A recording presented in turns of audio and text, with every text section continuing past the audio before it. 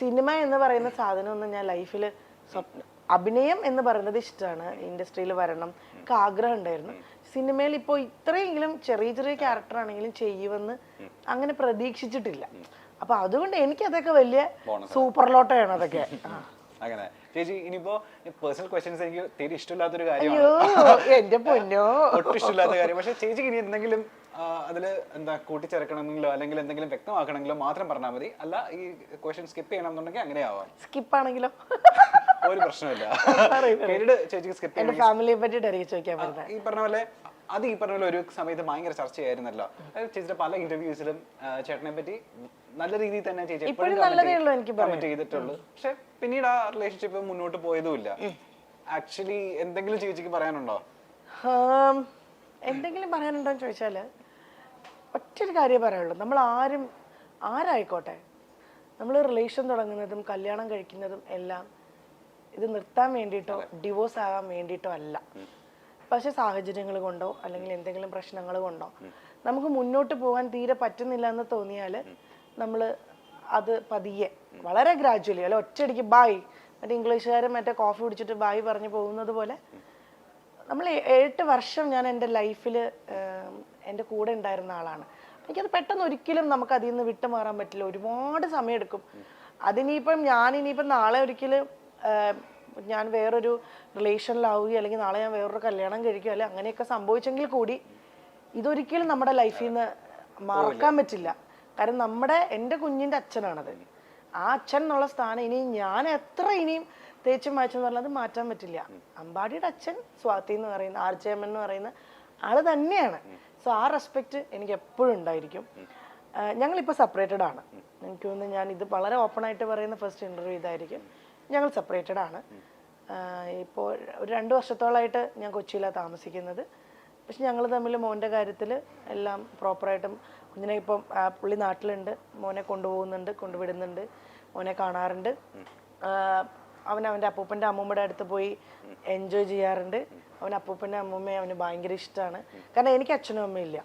So അവൻ്റെ അപ്പൂപ്പൻ്റെ അമ്മൂമ്മയുടെ സ്നേഹം അറിയണമെങ്കിൽ തീർച്ചയായിട്ടും കണ്ണൻ്റെ അച്ഛനും അമ്മയേ ഉള്ളൂ. അതിനൊക്കെ ഇനി ഞാൻ ഒന്നും കാണിച്ചിട്ട് കാര്യമില്ല. അവന് ആ സ്നേഹം കിട്ടണം, അവിടെ തന്നെ പോകണം. നാളെ ഒരിക്കലും വലുതായി വരുമ്പം എന്നോട് ചോദിക്കരുത് എൻ്റെ അപ്പൂപ്പൻ്റെ അമ്മൂമ്മ എനിക്കിടക്ക് പോകാൻ പറ്റിയില്ല അല്ലെങ്കിൽ എനിക്ക് എൻ്റെ അച്ഛൻ്റെ കൂടെ അങ്ങനെയൊന്നും ചോദിക്കാനുള്ള സിറ്റുവേഷൻ ഒരിക്കലും ഉണ്ടാക്കില്ല ഞാൻ. ഇപ്പം ഞാൻ എൻ്റെ മോൻ്റെ കാര്യങ്ങളെല്ലാം നോക്കി വളരെ ഹാപ്പിയായി അവന് വേണ്ടിയിട്ട് മാത്രമായിട്ട് സ്റ്റാൻഡ് ചെയ്ത് ജീവിച്ചുകൊണ്ടിരിക്കുകയാണ്. ഇപ്പോൾ നല്ല ഹാപ്പി ആയിട്ടാണ് ഭഗവാൻ അനുഗ്രഹിച്ചിപ്പോൾ പോകുന്നത്. പിന്നെ എന്താ പറയുക, ഇങ്ങനെയുള്ള ഇപ്പം നമ്മൾ ഒരു സെപ്പറേറ്റഡ് ആയിട്ടുള്ള ഒരു സ്ത്രീ എന്നുള്ള രീതിയിൽ ഇപ്പോഴും സമൂഹം വേറൊരു രീതിയിലാണ് അതിനെ കാണുന്നത്. അതിപ്പം ഞാൻ നേരത്തെ ഒരു കാര്യം പറഞ്ഞില്ല, എൻ്റെ ലൈഫിലെ പ്രശ്നങ്ങൾ അത് എനിക്ക് മാത്രം ഞാൻ എക്സ്പീരിയൻസ് ചെയ്ത കാര്യമായിരിക്കും. അതുപോലെ തന്നെ അദ്ദേഹത്തിന് ഉണ്ടായിരിക്കും. അദ്ദേഹം എക്സ്പീരിയൻസ് ചെയ്ത കാര്യങ്ങളും അല്ല അദ്ദേഹത്തിന് ഉണ്ടായ ബുദ്ധിമുട്ടുകളും അത് രണ്ടും കൂടെ ചേർന്നിട്ടായിരിക്കും. അല്ലാതെ എപ്പോഴും എന്ത് പ്രശ്നങ്ങൾ വന്നാലും ഒരാളുടെ മാത്രം മിസ്റ്റേക്ക് കൊണ്ടല്ല.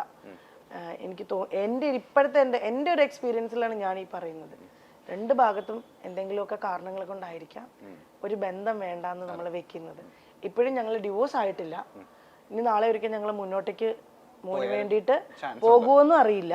പൂർണ്ണമായിട്ടും ആ ബന്ധം വേണ്ട എന്ന് നമ്മൾ മറ്റേ കട്ടൻ റൈറ്റ് പോലെ അങ്ങനത്തെ ഒരു തീരുമാനത്തിൽ എത്തിയിട്ടില്ല.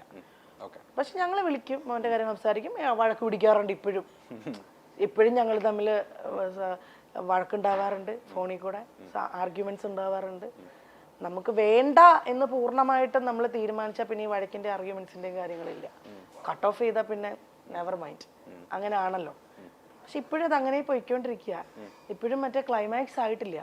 ക്ലൈമാക്സ് ആകുമ്പോൾ ഉറപ്പായിട്ടും ഞാൻ എൻ്റെ ഒഫീഷ്യൽ പേജിലൂടെ, കാരണം ഇത് ഞാൻ പോലും അറിയാതെ നാട്ടുകാർ ആഘോഷിച്ചു. കാരണം ഞാൻ എൻ്റെ കുറെ വാർത്തകൾ ഇതിനോടകം വന്നിരുന്നല്ലേ, അതായത് ആ സമയത്ത് ബിഗ് ബോസിൽ നിന്ന് ഇറങ്ങിയതിന് ശേഷമാണെന്ന് തോന്നുന്നു കുറെ ന്യൂസ് വന്നിരുന്നു സെപ്പറേറ്റഡ് ആയി ഡിവോഴ്സ്ഡ് ആയി എന്നൊക്കെ പറഞ്ഞു. അതെ, അത് ഞാൻ ഒരിക്കലും മറ്റുള്ളവരെയും കുറ്റപ്പെടുത്തില്ല. കാരണം ഇൻഡസ്ട്രിയിലുള്ള എല്ലാ ആൾക്കാർക്കും എന്തെങ്കിലും നമ്മൾ തമ്മിലൊരു പിണക്കം വന്നാൽ കൂടെ അവർക്ക് എപ്പോഴും ക്യൂരിയോസിറ്റിയാണ്. സെലിബ്രിറ്റീസ് ആയാലും അല്ലെങ്കിൽ ഇപ്പോൾ രാഷ്ട്രീയക്കാരുടെ ലൈഫായാലും അല്ലെങ്കിൽ ഇപ്പോൾ ഇൻഫ്ലുവൻസേഴ്സിന്റെ ലൈഫായാലും ഒക്കെ സെലിബ്രിറ്റി എന്നുള്ളൊരു സ്റ്റാറ്റസ് ഉണ്ട്. അവരുടെ ലൈഫിൽ എന്ത് നടക്കണു, എന്നറിയാൻ വേണ്ടിയിട്ട് അത് ഓൾമോസ്റ്റ് ഇപ്പം നമുക്ക് പോലും നമ്മുടെ കൂടെയുള്ള സെലിബ്രിറ്റീസിന്റെ ലൈഫിൽ എന്ത് നടക്കുന്നു ഒരാൾ പറയുമ്പോൾ അത് കേൾക്കാനുള്ള കൗതുകമുണ്ട്.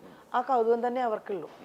അത് പിന്നെ അത് വേറെ രീതിയിലാക്കും. അതിപ്പോ ട്രെൻഡായി മാറിയിട്ടുണ്ട്. കുറച്ച് കഴിയുമ്പോൾ ഇതിനും ഒരു വാല്യൂ ഇല്ലാതാവും. അപ്പൊ ഇതൊക്കെയാണ് സംഭവം. ഞങ്ങൾ ഇപ്പൊ സെപ്പറേറ്റഡ് ആണ്. മോന്റെ കാര്യങ്ങൾ നോക്കി. മോൻ നൈപുണ്യ സ്കൂളിലാണ് പഠിക്കുന്നത്. 1ാം ക്ലാസ്സിലേക്ക് പോകണു. ഹാപ്പി ആയിട്ടിരിക്കുന്നു ഞാൻ. വേറെ പ്രശ്നങ്ങളൊന്നുമില്ല. നമ്മളൊരു റിലേഷൻ വേണ്ടാന്ന് വെച്ച് കഴിഞ്ഞിട്ട് നമ്മൾ ലൈഫിലേക്ക് താഴേക്ക് പോന്നു കഴിയുമ്പോഴാണ് നമുക്കതിനെ അയ്യോ എന്നൊരു തോന്നൽ വരാം. പക്ഷെ നമ്മളൊരു റിലേഷൻ അല്ലെങ്കിൽ അതിൽ നിന്ന് മാറിയിട്ട് നമ്മൾ ഓക്കെ ആയാൽ മതി. അപ്പം അത് ഏത് റിലേഷൻ ആയാലും. ഇപ്പോൾ ഒരു പ്രണയം ഉണ്ടായിട്ടുള്ള നമുക്കൊരു പ്രണയത്തിൽ നിന്നാണെങ്കിലും നമ്മൾ റിക്കവർ ചെയ്ത് വന്നിട്ട് നമ്മൾ മുന്നേക്ക് നല്ല രീതിയിൽ പോയാൽ മതി. അവിടുന്ന് താഴെ പോയി ഡിപ്രഷനായി ഹോസ്പിറ്റലൈസ്ഡായി ആത്മഹത്യ അതൊന്നും അല്ലാണ്ട് ഒരു സ്റ്റെപ്പ് നന്നായി മേലേക്ക് പോകുന്നുണ്ടെങ്കിൽ അത് നല്ലതാണ്. ഞാൻ പറഞ്ഞില്ലേ, എല്ലാ സമയവും കടന്നു പോകും. ഒന്നിനും സ്റ്റെബിലിറ്റി ഇല്ല ലൈഫിൽ. ഇപ്പം നമ്മൾ ഈ സംസാരിച്ചുകൊണ്ടിരിക്കുന്നത് ഒരു അരമണിക്കൂറിൽ ഇത് തീരും. ഇത് റെക്കോർഡായിട്ടുണ്ടാവും. ഈ സമയത്ത് ഞാൻ പറയുന്നതൊക്കെ ഉണ്ടാവുള്ളൂ.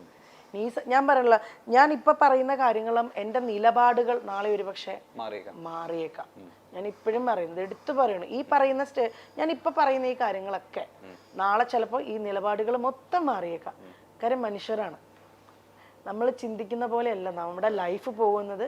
നമ്മുടെ എക്സ്പീരിയൻസ് പോകുന്നത്. നമ്മുടെ എക്സ്പീരിയൻസിലൂടെയാണ് നമ്മൾ പല കാര്യങ്ങളും തീരുമാനിക്കുന്നത്, അല്ലെങ്കിൽ പറയുന്നത്, അല്ലെങ്കിൽ പ്രവർത്തിക്കുന്നത്, ചെയ്യുന്നത് എല്ലാം.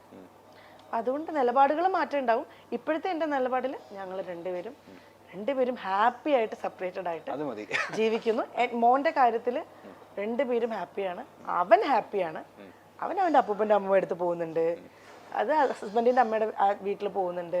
ഹസ്ബൻഡിൻ്റെ കൂടെ വരുമ്പം ട്രിപ്പ് പോകുന്നുണ്ട്. മോനെ അതുപോലെ തന്നെ പോകണം. ഞങ്ങൾ തമ്മിലുള്ള പ്രശ്നങ്ങൾ മാത്രമേ ഉള്ളൂ. അത് മോനെ അഫക്റ്റ് ചെയ്യാൻ ഞാൻ സമ്മതിക്കില്ല. അത് എൻ്റെ തീരുമാനം. എനിക്കറിയാം, ഗംഭീര ആർട്ടിസ്റ്റാ ചേച്ചി. ചെറുപ്പത്തിലെ തൊട്ട് ഡാൻസും കഥകളിയും കൂടിയാട്ടോ എന്തൊക്കെയോ ചെയ്യുമായിരുന്നു അല്ലേ? എന്തൊക്കെയോ ചെയ്യുമായിരുന്നു. ഡാൻസിന് ഫുള്ള് ചേച്ചി ആക്റ്റീവ് ആയിരുന്നു. കലാപ്രതിഭ. ഞാൻ കലാതലായിരുന്നു. ഹസ്ബൻഡ് പുള്ളിക്കാരൻ കലാപ്രതിഭയായിരുന്നു. 5 വർഷം കോട്ടയം ജില്ലയിലെ കലാപ്രതിഭയായിരുന്നു പുള്ളി.